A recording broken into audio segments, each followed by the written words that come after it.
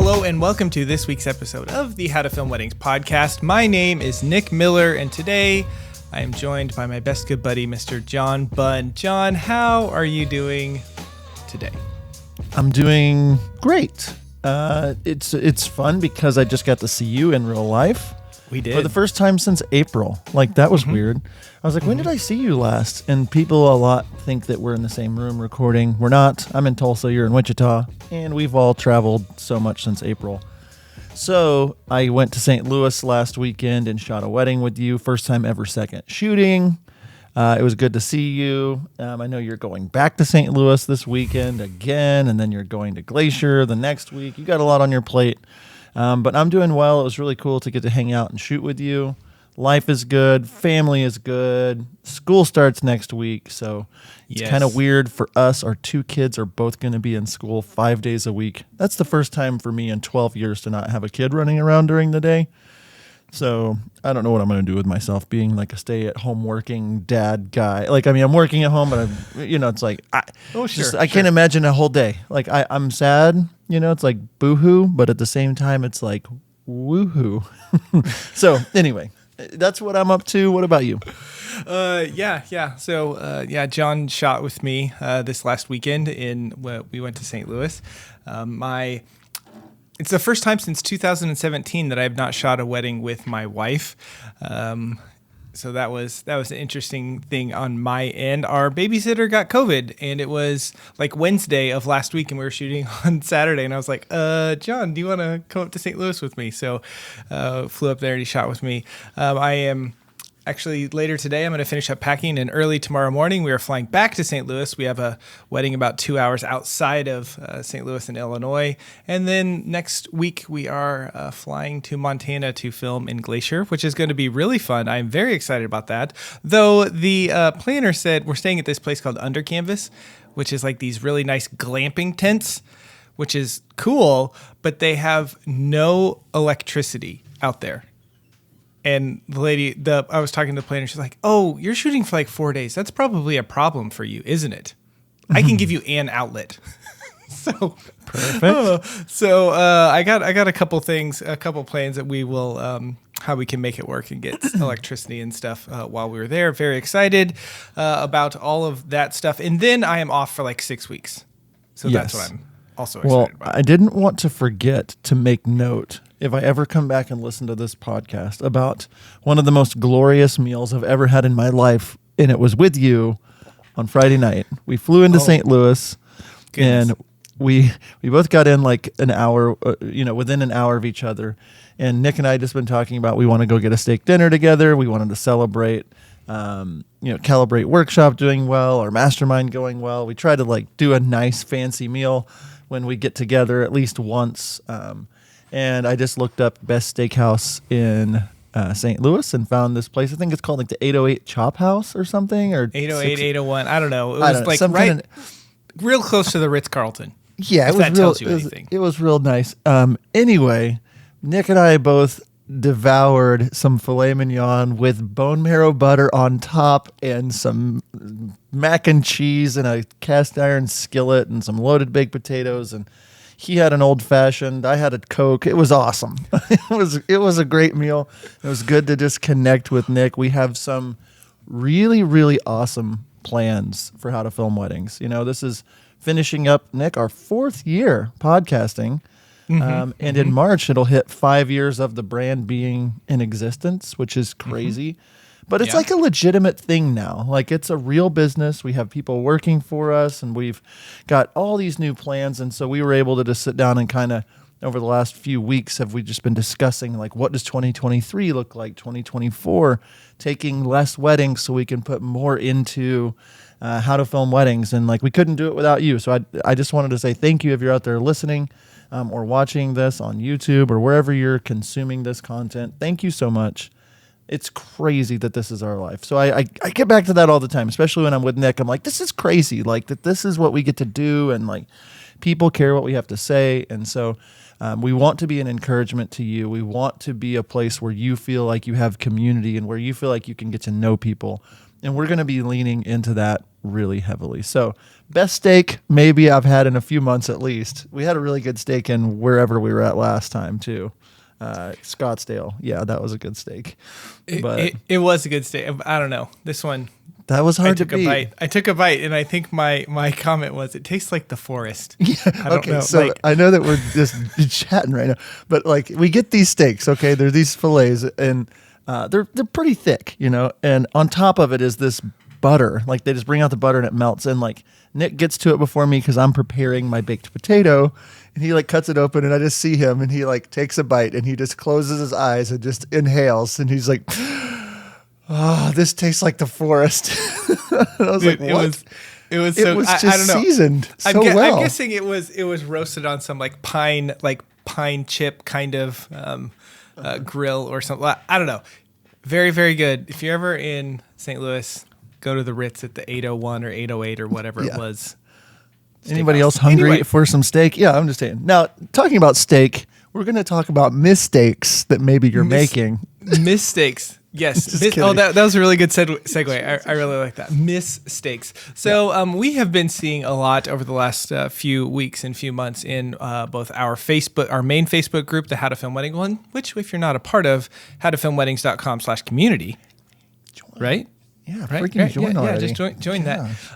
But we've also seen it popped up in our mastermind alumni group and our current mastermind group. People just talking about bookings and how they are low and worried about the future and what's happening next year and what they're going to do. And this conversation kind of spurred because one of our former mastermind students was like, "Hey, we moved to a new area, and we've been doing everything that we can do, trying to connect with planners and this kind of stuff. And it's just like we have a goal of 18 or 20 next year, and we have 2 on the books, and we just like don't know what to do, and we're worried and frustrated and scared and stuff. And I think there's a lot of people out there, if you're listening, that are in this boat where you're like, I have these goals and I have these plans, and as I look at my numbers from a year ago, I was I had 5 or halfway booked or most of the way booked or something by this time for the next year."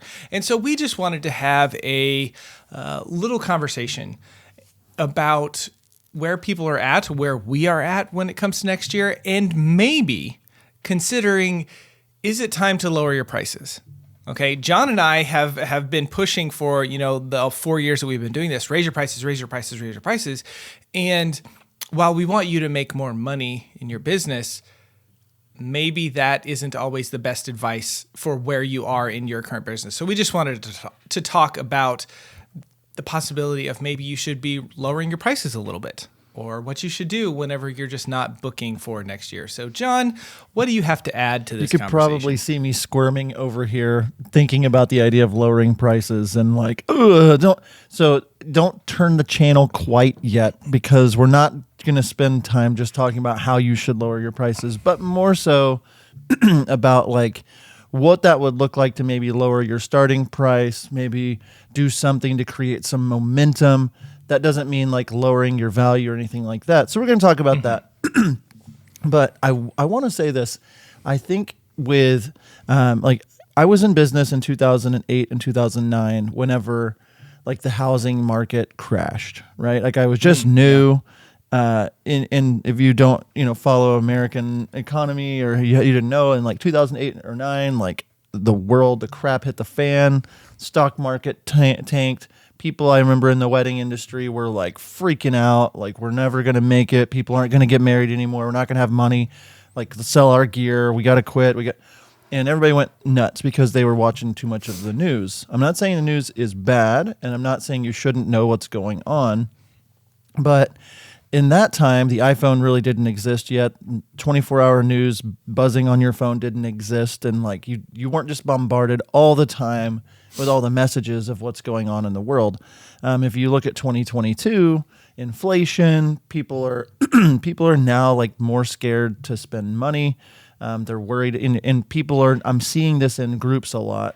People don't want to spend money on their wedding because of inflation, and people don't want to spend money because there's uncertainty. And so that's a real thing. But I also think that at a certain point, we can use that as an excuse to not be doing things that we should be doing. to not be making connections and just kind of put it off on someone else saying, well, that's the reason that I'm not getting bookings is because the economy is bad. Well, just because the news is telling you the economy is bad and just because the economy is actually bad, that doesn't pay your bills, and like that doesn't make it to where you just automatically get a pass on needing to pay your bills or things like that. So we wanted to just discuss things maybe to do, reasons why there's low bookings, that you might need, and maybe some solutions to offer you to say, here's how we can get through this. And the first thing that I was just going to throw out there is that, like, I think a lot of us need to just put down our phones and stop consuming so much news all the time, because most of what is on the news is there to create fear. So you will have a reaction to the fear. That sells tickets to the show. They need to make money. And so, like, if all you're doing is consuming, whatever news network or whatever, your mindset's probably going to be affected. And so we are not saying that there is not a recession. We are not saying that the economy is great. But what we're saying is that you can make it through this and you can thrive if you take the right steps. Nick, what do you want to add? Yeah. I just think of, myself and my friend group and, that kind of thing. And I know that there are people that are being stretched thinner than they used to be, but I know that my spending habits over the last 6 months have not changed. The people that I talk with, the people I associate with have not changed, maybe marginally, but not very much to make up for, the inflation and all that sort of stuff. So if you just think of it from that standpoint, like, I just wonder how many people in our country, how many people specifically in the U.S., right, are not really. I mean, they're worried about it, but they're not worried about it. Like, oh, that really stinks that now stuff costs more or gas prices are this high or whatever, but they're still living their life and they're still spending how they were. So I think you're right that we often use some of these excuses not to try. Oh, the economy's bad, inflation's high, gas prices are costing me whatever. And so, that's why I'm not booking weddings. Therefore, I'm just going to give up or complain about it or something, rather than try to be a solution to the problem and do everything that you can do to make that work in your benefit and work on your side. And so we wanted to talk about, kind of a few things that I would say to maybe hone in on, to think about as you look at your business moving forward into 2023. Now, also, I know people are like, oh, bookings are low, all that sort of stuff. We are sitting here at the beginning of August, and I know that a majority of people book for the following season, for the following year, a majority of their weddings in the last quarter of the previous year. So engagement season is still coming. Time, that happens. Inquiries typically go up in volume between October and, January 1st into, February. So there are some things that could be coming, and maybe you just kind of need to wade through this. And also, aren't inquiries? I think we were having in our How to Film Weddings chat, Blake, the editor, he's in there and he's like, it's always baffles to me how inquiries come in waves and then they stop. Like, it's never a consistent thing. It's like I get 5 in 1 week and then I get none the next week. And then I get 10 in 1 day and then I get nothing for a month. I don't know what it is about that. I'm kind of digressing and going in a different direction. But it's true. And we don't have a business that it is one of those ones where we can say, hey, I have this quota of stuff that I need to get every day, because we don't have a product that we can sell that's like a t-shirt that, I need to sell 100 t-shirts a day to make it, so we can gauge that kind of stuff. So, yeah. I would love to chime in too. I don't thinking about just wedding bookings in general and where things are heading. You are right about the time of the year. Some people, I made a post on our Facebook group earlier today, actually, and some people are half booked, some are hardly have any bookings, and I've just been doing this now for so long that I've just seen how it works out if you just stay consistent in what you're doing and keep pushing and growing. If you sit back and you just kind of say, well, I guess it's just not going to work out, those people fail. The people that are taking action, making relationships, doing things, posting on social media. It's like you look at something and like, for instance, whenever COVID shut down the world, like, what did that do? It shut down. Like, a lot of people just sit and said, well, I can't do anything. A lot of other people got really creative and started making businesses or started recording more content or doing more things or whatever. And so if the mindset is the half empty, well, life is bad, this sucks, you're going to probably see some failure. And if your glass is half full, you're going to say, okay, well, this is an opportunity for me. What can I do? What can I make out of this? And I'm not the guy that's just pie in the sky, things are fine. I'm a realist as well, knowing things aren't great when it comes to economy and different things like that. But I think people are just using it as an excuse. And so don't be that person, but you also have your bills to pay. You might be sitting there and saying, I'm kind of scared, I only have a couple of bookings. And I think we want to walk through just some things that we're thinking about outside of the economy, outside of current 2022, where we're at right now. If you're listening to this a year from now, we are seeing some major reasons for people not booking like weddings. Reasons why you're just not getting those people to say yes to you, or the inquiries aren't coming in. And the first one that we want to talk about is maybe, just maybe, especially in this climate, maybe your prices are just too high to start. Like, your starting rate is too high.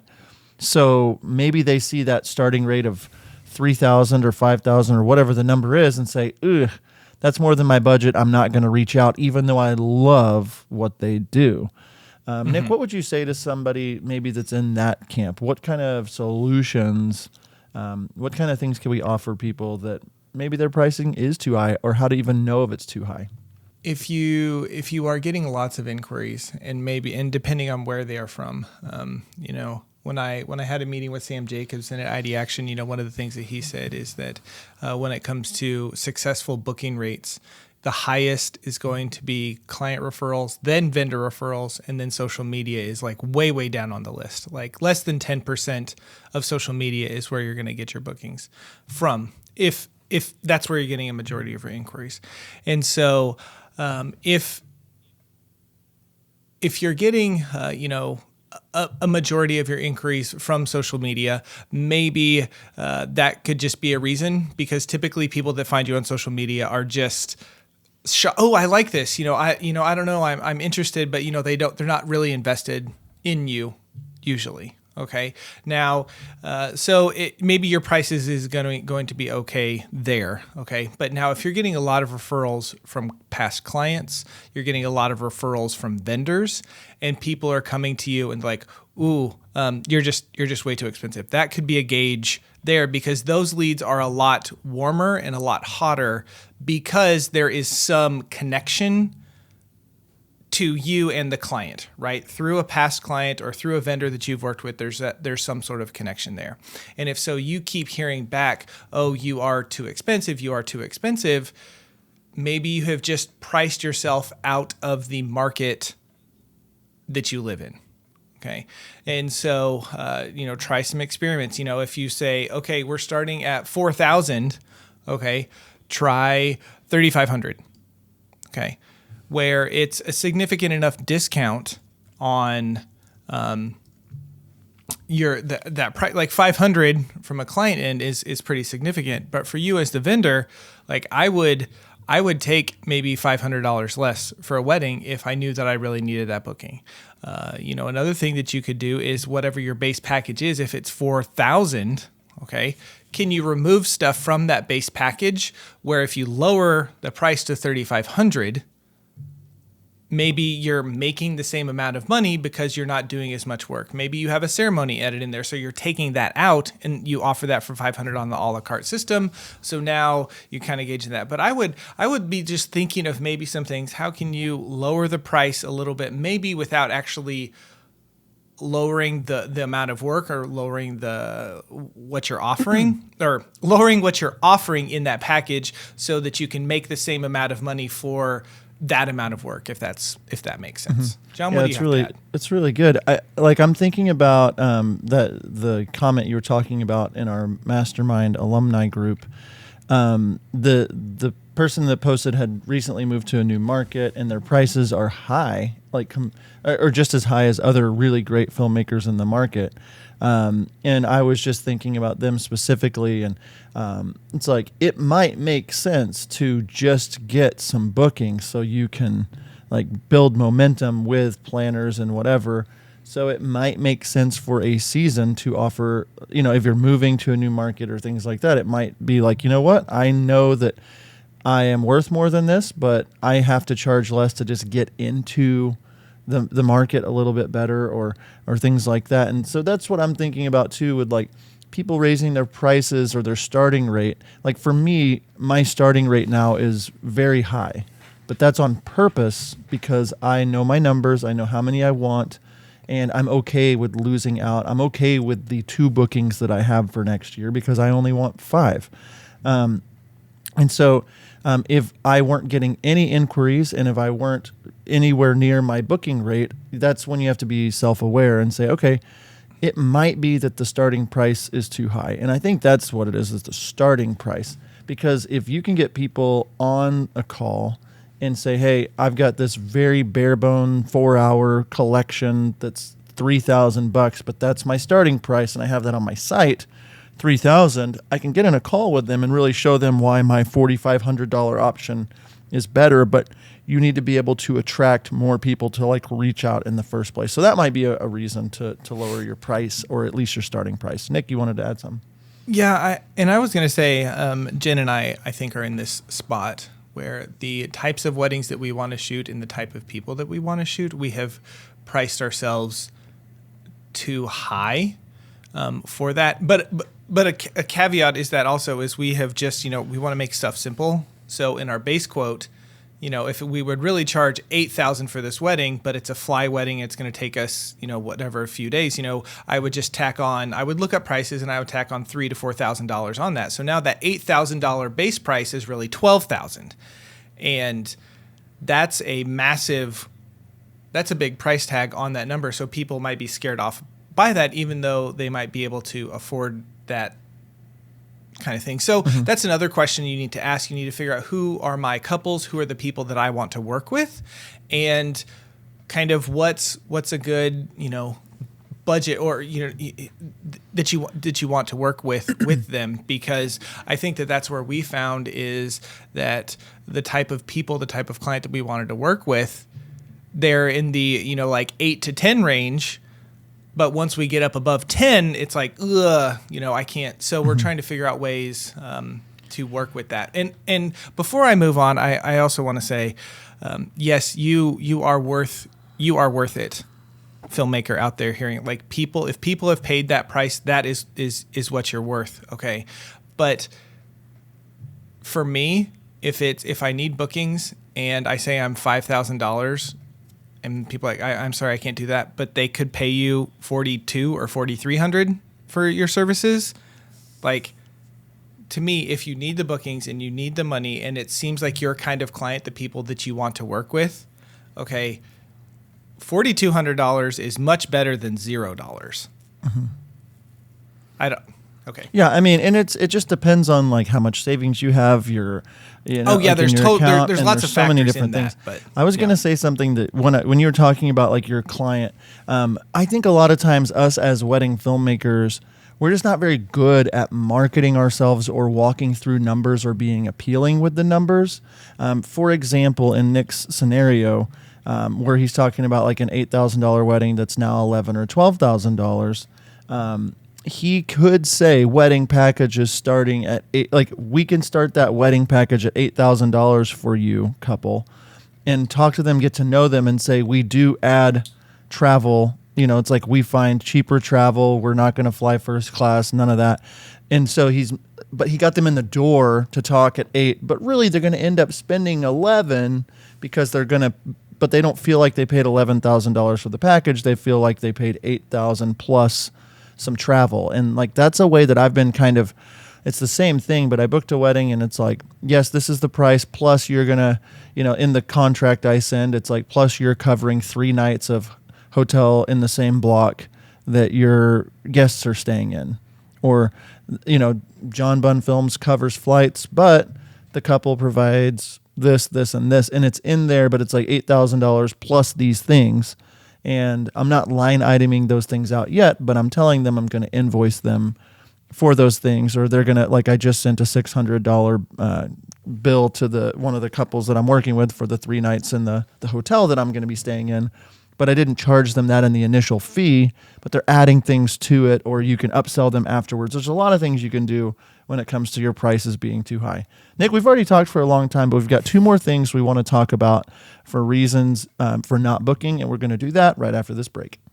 Nick and I have to tell you about one of our favorite places to upload our wedding films, and that is Love Stories TV. Love Stories TV is one of the best free resources for us wedding filmmakers. The best part is they are bringing the couples to us. All we have to do is upload our films and we are good to go. Upload unlimited wedding films to your completely free business page. Setup is easy and your films can be live in just minutes. Now is the perfect time to start uploading to Love Stories TV. So head on over to howtofilmweddings.com/lovestoriestv to check out all of the details and see how Love Stories TV is giving away $10,000 in cash to wedding filmmakers just like you. That's howtofilmweddings.com/lovestoriestv to start uploading and connecting with the right couples today.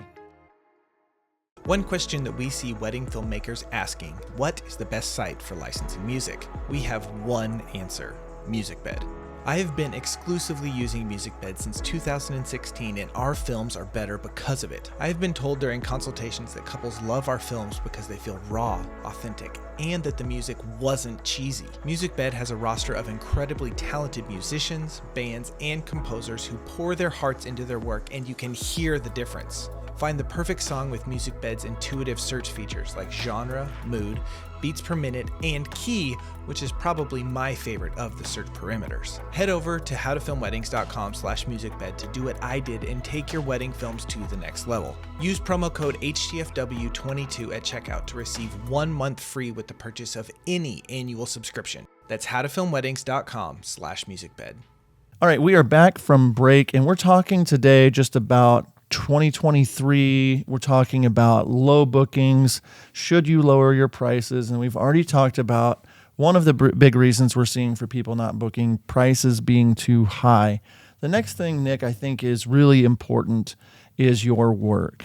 Is your work there? Does it yield higher prices? Do people see your work? Are the right people seeing that work and realizing how incredible it is? Does your work cause people to say, I have to have that filmmaker at my wedding? So Nick, what do you have to say for people to be a little more self-aware about their work, or anything to add about your work just not being there yet?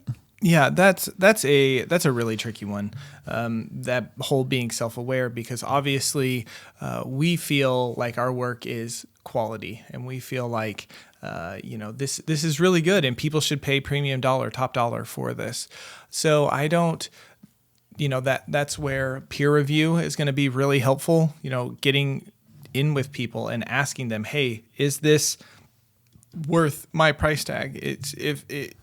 Do you think that people should pay this? What can I do to improve that? And that's everything from, looking at your lighting, looking at your audio. How are you mastering your audio? Are you adding in sound design? Are you putting that stuff in? Did I say color? What's your color look like? Is there a story? Is there the music that you're using? How are you, all of these things. If you go and you look at the top wedding filmmakers in our industry, okay, they are doing those things really, really well, or they're doing it well enough that it's, people are paying for those higher price tags. And so looking at that, and just being honest with yourself, ask yourself, is this there? Is this where it should be? Is this what a $5,000 videographer or a $3,000 videographer, where am I in that?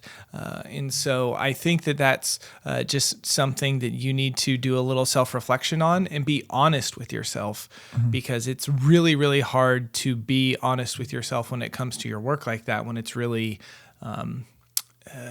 it's really personal to put stuff together like that. So that's a couple things that I would recommend. Yeah. John, what do you have to add? I'm just thinking about like, you know, just because you're in existence as a business does not mean that like you just get to raise your prices, or that you just get to keep booking weddings. And I'm thinking about like the work when a couple sees your work. Do they say, yeah, that's nice? Or is there anything about it that really stands out that's like, yes, this is who I want to work with? Not only just your video work, but the work of your website. Does your website show you off well? Does it brand you well? Does it talk to your ideal couple? Does it, like, the work in itself, the whole brand, is it there? Is it ready for higher bookings, or is it demanding, or is it just like everybody else in your industry or in your market? Like, is there anything that's standing out besides the price? Because when a couple is looking through 6, 7, 8 wedding filmmakers and cake makers and florists and all these things at the same time, they see your work and it's like, yeah, that's pretty. What's the price? You know, that's all they have. But if they get to your page and they're blown away and it's infused with your personality and you've done a really good job of showing why you do what you do. Maybe there's some behind the scenes footage of you or an about me video, or like the work itself that auto plays on the hero banner is just like, wow, this is the kind of wedding I see myself having. That's the kind of stuff when we're talking about your work. Like, is there anything memorable about it? Is it there? And if the work isn't doing something and making the couple be like, yes, you're probably just going to get inquiries based on pricing. Which is a bummer. But the more that I've leaned into having my own personality with my entire brand, as well as just my films being unique to me and my style, the more people are saying, yes, that's what I want. And yes, John, I want you there and I'm willing to pay you more for it. So don't forget about your work. Anything you want to add about work before we move on to the final point? No, just really drive home that self-aware factor, which is, I know, really difficult, but yeah. And then whenever you ask someone to give an honest feedback of your work, don't, never talk to them again or get angry with them. Like that's actually what you need to get better and improve your craft, is by getting honest feedback from somebody else. And it reminds me of like Saturday or Friday, I have my Guatemala film is almost done, and I pulled it up. I sent it to the close friends that I have saying, hey, what do you think? I sent it to Blake, the editor, because he shot it with me. I'm like, give me feedback. I watched it with Nick. I watched it with my wife. She gave me feedback that was really helpful and honest. And Nick was like, we went through it, watched the 11-minute film together. He's like, why this? This doesn't make sense here. I don't like this. And some of the things I'm like, I do like that. But he was able to give his honest feedback. And then that allows me to go back to the drawing board on some of the things with it and say, yeah, you're probably right. And I just chewed on it for a couple of days. And it's like, you're right. This is too much over here. This is too much home footage over here.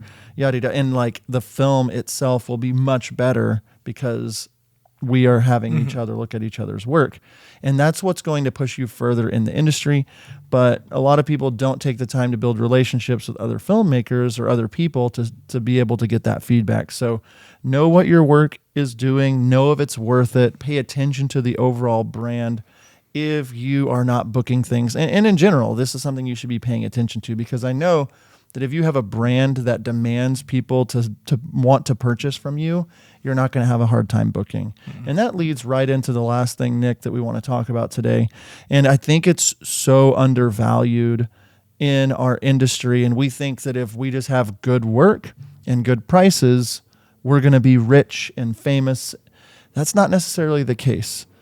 I see it so many times, especially with people that are consistently charging a lot more and getting consistent bookings. It's the people that they know. And so one of the reasons you might not be getting bookings is people just don't know who you are. Maybe other wedding filmmakers know, but what planners know that you exist? What photographers know? What florists know? What caterers, like venues, like who knows you?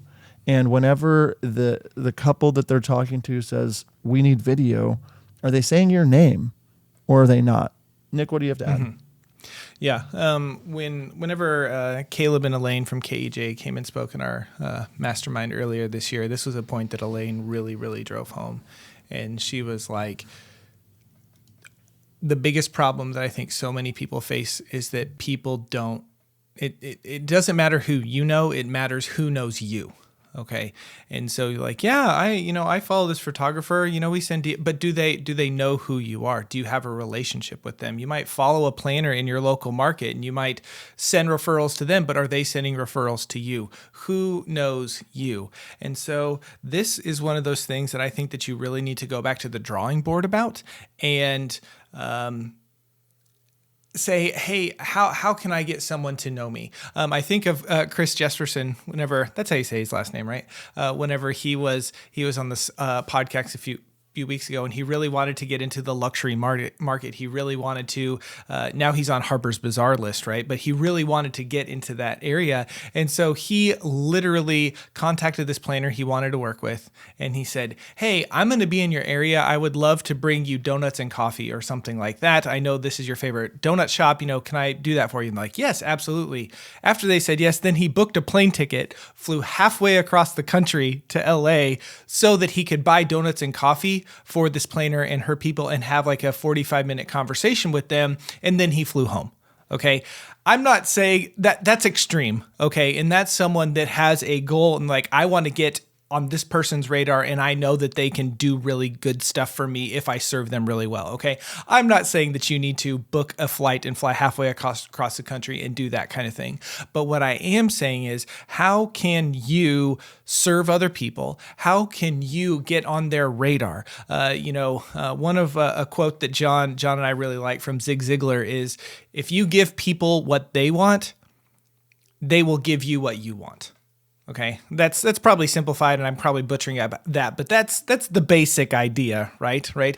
If you serve people well enough and you do stuff for them for a long time, and you are consistent with that, and your quality, and you're nice, and you're serving, and that kind of thing, eventually they will come back to you and with something to help you get what you want. Okay. And I'm also, and another thing I took from Lindsey Conklin, whenever we were talking with him, he's like, there's this planner that I really wanted to work with. I met him at Engage and I did all of this and all these things. And it was like, for 2 or 3 years, I had a relationship with this guy. Not one time in that 2 or 3 years did I say, hey, can I get on your vendor list? Hey, can you refer me? Hey, can you do this for me? He was like, I built a relationship with this person and I was nice to them. I wanted to ask him those things, but I knew that wouldn't yield me the results that I wanted. Okay. So think outside the box a little bit. Maybe that's, we talk about this. Maybe we're in the day and age of styled shoots coming like really, really back for video people. I say that, I know that they're going on all the time, but I'm just thinking of, for me, where I am in my business, styled shoots aren't something that I want to do all the time, but maybe that's something that you need to start doing.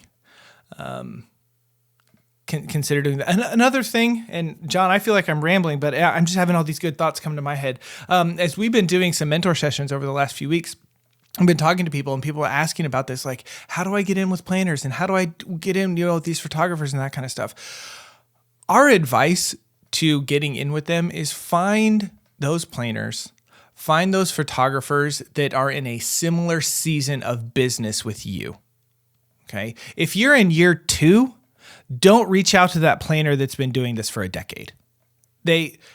Unless you are just a unicorn of the industry and you have it all figured out really, really early on, they are probably not going to rank you very high in the priority of referring you. Okay, that's just the need. But if you're in year 2 and you find that planner that's in year 2 or year 3 or maybe year 4 and you build that relationship with them and now you can grow together, okay, that is the direction that you want to go rather than trying to go. Now, you can reach out to those planners that have been doing it for a decade, but I was saying, don't have your expectations be super, super high with someone like that. Okay, John, I've just dumped a lot. I want you to talk for a minute. You did take a big dump right there in people's earbuds. I think it was all great, though. It smelled great. What I was going to say, like your point about like finding people that are in the same ballpark as you or what, it's like same. I have some planner friends that I started doing work with 10 years ago that now, one of my Tulsa weddings this year is an $18,500 booking. And the planner is somebody that I've been working with now for 8 years. I did the very first wedding that she ever, or one of the very first weddings that she ever did. And she does all these luxurious weddings now and is doing an incredible wedding and has asked me to do it because of the relationship I've built. If some new person just came and messaged her and said, hey, I want to be on your vendor list, she's like, I'm good. I have the people I refer. I know how to work with them. It's not like you can't, like reach out to someone like that or whatever, or make the most of it whenever maybe you do book a wedding and that's going to be the planner or whatever. So you're always paying attention to who the planner is, who these people are, how you can build relationships, and taking advantage of every single wedding. It seems like if you're booking 20 to 25, 30 weddings a year, there's usually 1 to 3 of them every year where it's like, whoa, I'm happy I get to be a part of this one. Like, this is, especially in the early days. And maybe you go above and beyond for that wedding. Maybe you give them, I remember early in my career, there was one wedding, and I've talked about it before on the podcast, but like they booked me for like $2,000 and I gave them like a $5,000 package just because I was like, this couple's gorgeous. The planner's awesome. The venue's great. I'm hiring extra people in. So take advantage and make it to where people see you are in this for the long haul. The people that stick around and that are just consistent. I think about our How to Film Weddings podcast. When we first got started, a lot of people that we asked if they would be on were like, let's see if you are still doing this in 10 episodes or 15 episodes, or and now we're in our 230s or 40s or something like that. We've been consistent. And now, boom, if we want somebody on the podcast, most of the time it's a lot easier to get them on the podcast or whatever because we've just been consistent. And that's what it is when it comes to working with, planners, people, like getting people to know you. So don't take that relationship for granted. Be really good to people all the time. And then just kind of to wrap things up, we know that there are a lot of people going through a lot all the time. But if you stay consistent, if you keep pushing, maybe you have to take a part-time job, maybe you have to do something, but if your goal is clear and you know where you want to go, it's all going to work out for you. If you're continually getting better at shooting and editing and your brand and making relationships and pushing and growing in your market and taking care of people, it's going to all work out. And I just have to say that I'm personally not on Facebook much, Nick. I don't really like Facebook super a ton, except for Facebook groups. Specifically the How to Film Weddings group. And yes, this is a plug for you to join our group, but I only get on there for our Facebook groups. But the How to Film Weddings community is a little over 13,000 strong at this point. And we have a ton of moderators and people in the group that are helping make sure that it's a safe place for you to feel community and to learn and grow together. I know a ton of you listening are in the group. But if you're not a part of it, just go to howtofilmweddings.com/community and it will auto direct you over to our group. It's a great place. We have weekly threads for wedding film reviews. We have places for you to introduce yourself. You can drop questions, and the community is a safe place for you to ask questions. And we are not supposed to do this alone. We are supposed to do this together, and that's what the community with How to Film Weddings is all about. If you're struggling, if you're having a hard time, send us a message in the group or on Instagram at How to Film Weddings. Like, send us a message. Let us know how you're doing. We care. This is what we love doing the most. This is why we are taking on less and less weddings, because we want to help you. Nick, I'll let you land the plane, add any little bits. Thank you all for listening to my voice. This is the last you'll hear from me today. I doubt it. I bet you're going to say something else. I bet you will. But yeah, that's yes. You're not in this alone. We want to let you know that there are people we know that are in our group that are struggling with their bookings and their numbers, and I don't know what to do. And I'm sure there's people out there thinking, hey, do I need to quit this? Do I need to find a full-time job? Do I need like we understand that, and there is no shame. I want to say this. There is no shame in taking care of yourself and your family at all. I know that you might really, really want to be a wedding filmmaker, but if people are not hiring me, people are not booking me, and I need to Uber, I need to go find another job, I need to go to Starbucks or Target or something, like I need to pick up a part-time job to make ends meet for my family. There is no shame in that at all. And you are not a failure, because taking care of yourself and your family should be the most important thing that you do in your life. Okay, so if you are having these struggles and you are having these thoughts, please talk with someone about this. Like John was saying, send us a DM on Instagram at How to Film Weddings. We would be glad to just connect with you and talk to you and see how we could maybe help you a little bit. John, it has been incredible to hang out with you and talk with you.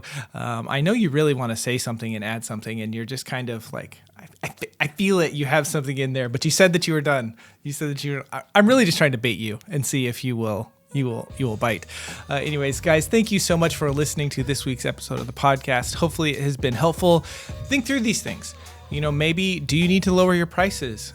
How is your work? Who are the people that I'm connecting with? Those things, if you think about those things, maybe that will help you turn the ship a little bit and get more bookings so that you can continue to grow and continue to flourish in 2023 and beyond. John, thanks for hanging out with me. Join our Facebook group, howtofilmweddings.com/community. I'm just going to keep talking and see how long I can stretch this out. No, just kidding. Thanks for listening. Until next time, we'll see you. Are you looking for a better way to deliver your wedding films to your couples? Look no further. Our friends over at WedFlow provide the most flexible video delivery solution on the market. WedFlow is pay per project with no large upfront cost or commitment, and you can cancel anytime. Not only that, WedFlow offers a premium viewing experience for your couples, accessible on mobile, tablet, desktop, as well as their very own suite of TV apps. Each project comes with 10 years hosting and an experience for your clients that will blow them away. Stop delivering your films the old-fashioned way and give your couples something to rave about. Head on over to howtofilmweddings.com/WedFlow to check out WedFlow today.